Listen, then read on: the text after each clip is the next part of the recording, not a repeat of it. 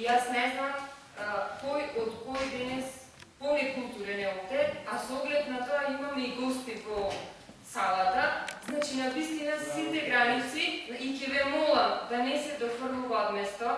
Јас не знам како никој не се устрами дека позади нас стојат луѓе кои подпишале некоја граѓанска иницијатива, дали од 8.000, од 10.000, од 20 или од 30, тие се граѓани и може би некои од нив гласале за нас или за вас. Тоа не е воопшто важно.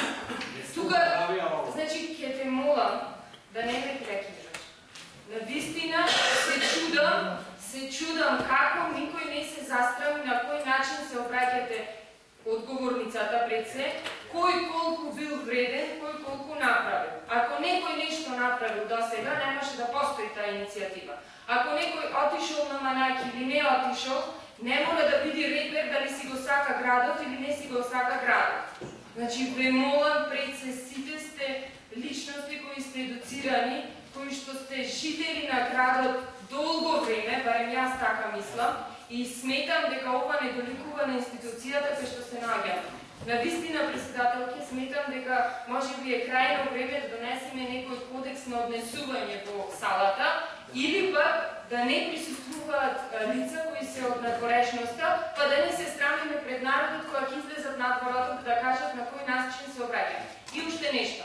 Значи, имаме колеги кои што кога ќе застанат на оваа говорница, бидејќи се од власта, се однесуваат како тие да се спасители на градот, па уште што може би наредниот пат ќе ни речат предварно да ги слепаме чевлите, бидејќи не прашаа кај ни се паркирани колите.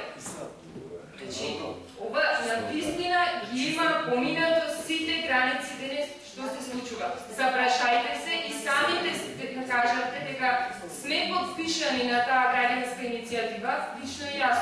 Меѓутоа, вие денес овде на никој не му помогнавте. Не била партиска. Ако не била партиска, јас ја го кладов логото на мојот Facebook профил, вечер да го видов на паното од ВМРО до КМНС. Не сум од ВМРО до КМНС. Така? Тој е граѓанин. Зошто го кажеш така? Тој е граѓанин кој го клал логото. Значи, логото беше клаено на партиско пано.